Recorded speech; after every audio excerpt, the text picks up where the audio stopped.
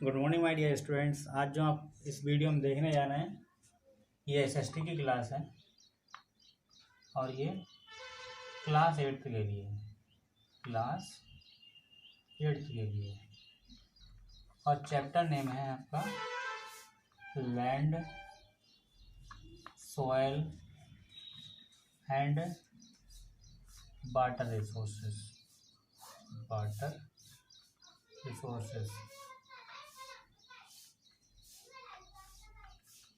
तो जैसे आपने पिछली वीडियो में देखा था कि रिसोर्सेज, उसमें आपने ह्यूमन रिसोर्सेज के बारे में पढ़ा, non renewable, renewable, biotic, abiotic, इनके बारे में आपने पढ़ा था। तो इसमें आप देखेंगे land, soil and water resources. तो पहला आपका लैंड यानी कि लैंड रिसोर्स। तो लैंड रिसोर्स का मतलब इसमें आपने देखा होगा मेनली कौन सा आता है, प्लेन है, माउंटेन है, हिली एरिया, ये सब आपके लैंड में ही आते हैं। लेकिन आपने देखा होगा कि जो आपका प्लेन है, क्या है, प्लेन है, यहाँ पे क्या होती है, डेंस पॉपुलेशन होती है, डेंस पॉपुलेशन होती है। लेकिन आपके डेंस पॉपुलेशन होती है, उसके अलावा जैसे आपने माउंटेन देखा होगा यानी कि हिली एरिया जो होंगे वहाँ पे रेयर पॉल्यूशन होती है, rare population.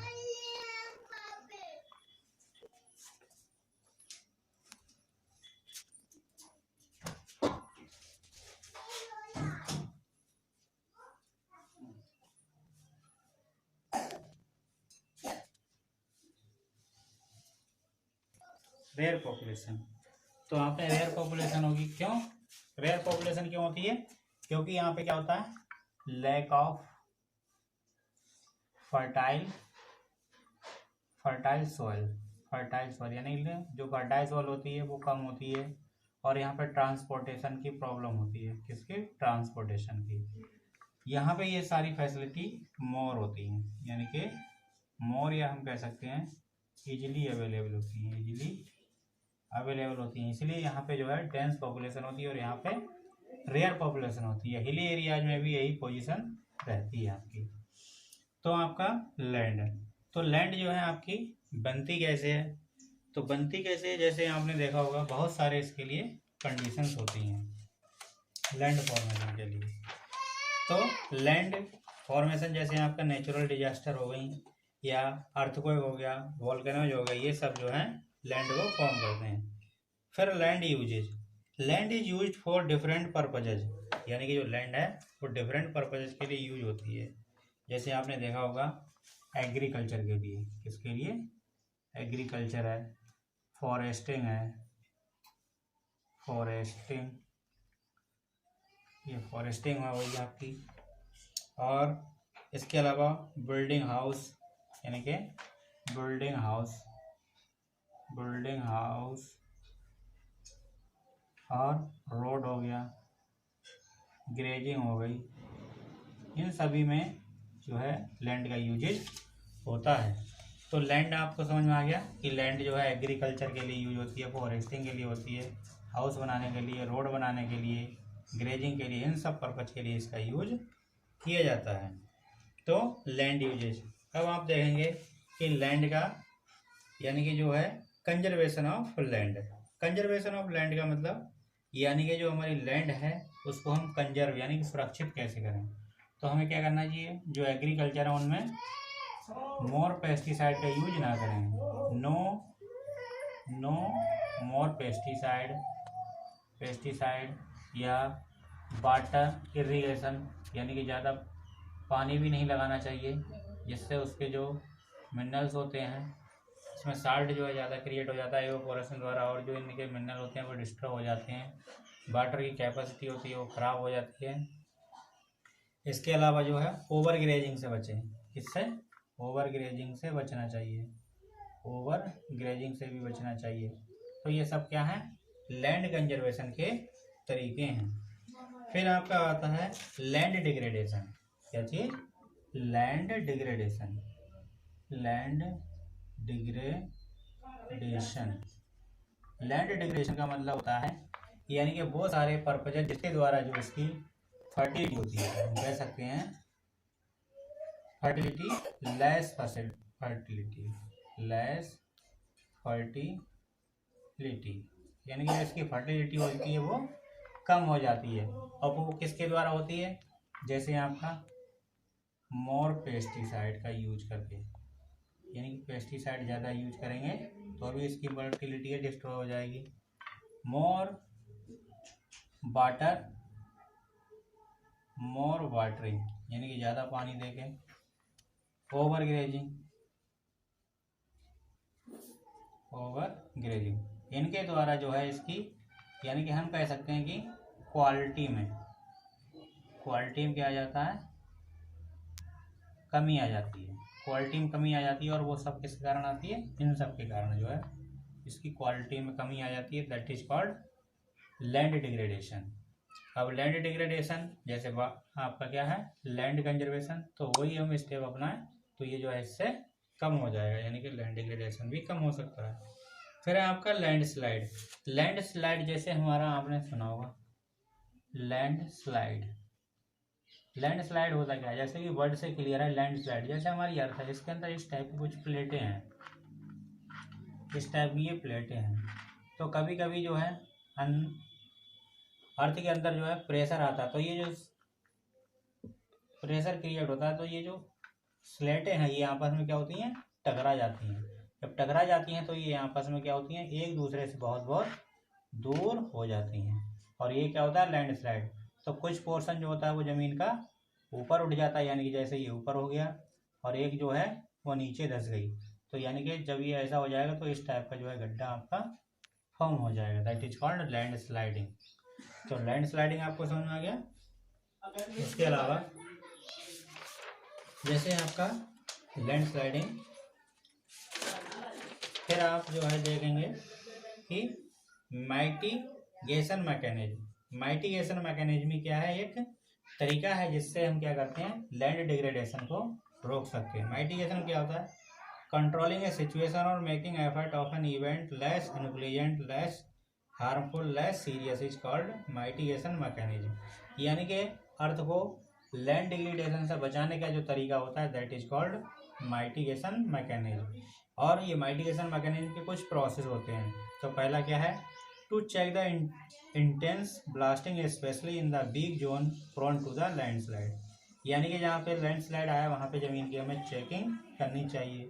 To avoid big zone for building settlement, यानी कि जो हमारे बिग जोन हैं ज़मीन के, वहाँ पे हमें रहने के लिए पर्पज से यूज नहीं करना चाहिए। टू इंक्रीज वेजिटेशन कवर, यानी कि जो वेजिटेशन कवर है उसको इंक्रीज करना चाहिए। To implement surface drainage control bugs, हमें जो ड्रेनेज सिस्टम है उसको जो है बना के रखना चाहिए। अगर ड्रेनेज नहीं होगा तो पानी जो है वो इधर उधर बहेगा, उससे जो है हमारी लैंड है वो खराब हो जाएगी, क्योंकि उनमें अनवांटेड मटेरियल मिले रहते हैं। फिर आपकी सॉइल क्या है, आपकी सॉइल। आप सोच रहे होंगे कि लैंड और सॉइल में क्या डिफरेंस है। तो लैंड का मतलब आपने देखा होगा इसमें प्लेन, माउंटेन ये सभी आ गए, लेकिन सॉइल में आते हैं मेनली आपके मिनरल्स। क्या आते हैं, मिनरल्स, ह्यूमस, ये सब आपके किसमें आते हैं, सॉइल में आते हैं। यानी कि जो स्मॉल पार्टिकल्स होते हैं और ये क्या होते हैं, लार्ज पार्टिकल्स। कुल सबको मिला के बोलते हैं लैंड, और जो उसका महीन यानी कि स्मॉल पार्टिकल की बनती है, जिसमें मेनली जो है फर्टिलिटी होती है और मिनरल होते हैं और आपकी ह्यूमस होती है, दैट इज कॉल्ड सॉइल। तो सॉइल का जो है बहुत ही ज़्यादा हमारे लाइफ में इम्पोर्टेंस है।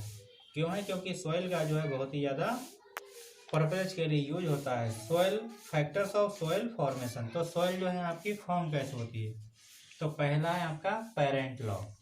कौन सा आपका, पेरेंट लॉ। पेरेंट लॉ क्या होता है,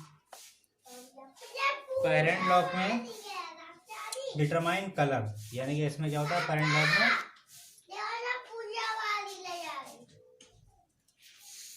पेरेंट लॉ में यानी कि इसका कलर, यानी कि हम कलर का पता लगता है, इसके साइज का पता लगता है, ये चीज़ें जो है पेरेंट लॉ में पता लगती हैं। Climate factors, climate factor like temperature, rainfall affect rate of weathering, decomposition of organic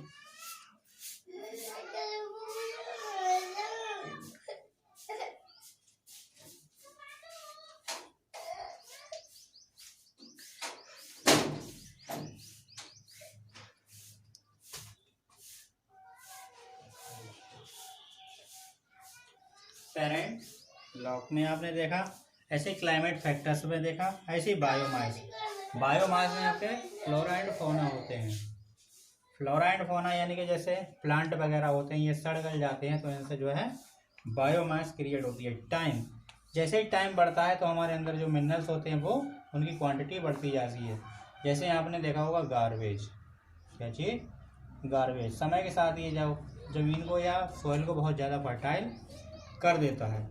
फिर उसके बाद altitude and slope of the relief. Altitude यानी कि आपने देखा होगा जो टॉरिड जोन यानी कि हाई एरिया होते हैं, जहाँ पे माउंटेन होते हैं, वहाँ पे जो सॉइल होती है वो अच्छी नहीं होती है, लेकिन प्लेन में अच्छी होती है, तो इसका भी प्रभाव सॉइल में दिखाई पड़ता है। फिर टाइप्स ऑफ सॉइल, तो टाइप्स ऑफ सॉइल में आपने पढ़ा होगा यहाँ पे 6 टाइप की सॉइल है। पहली आपकी एलियोवेल सॉइल है। कौन सी है? एलियोवाइल। फिर आपकी ब्लैक, उसके बाद रेड, उसके बाद आपकी लैटेराइट सॉइल, उसके बाद आपकी सैंडी और माउंटेन सॉइल। उसके बाद है आपकी माउंटेन। ये आपके 6 टाइप्स की है, 1 2 3 4 5 6, ये 6 टाइप की आपकी सॉइल है। इसमें जो है आप हर एक का अलग अलग यूजेज होता है। तो एलियोवेल सॉइल जो होती है वो नॉर्दर्न प्लेन में पाई जाती है, कोस्टल प्लेन में। ब्लैक सॉइल जो होती है डेक्कन प्लेटू में पाई जाती है। रेड सॉइल है आपके eastern part of the peninsular में पाई जाती है, और ये आपकी जो है उन एरिया में पाई जाती है। लैटेराइट सॉइल जो आपके वेस्टर्न घाट हैं जैसे मेघालय वगैरह, यहाँ पाई जाती है। सैंडी सॉइल यानी कि जैसे आपको पता है सैंड, ये आपके राजस्थान में पाई जाती है।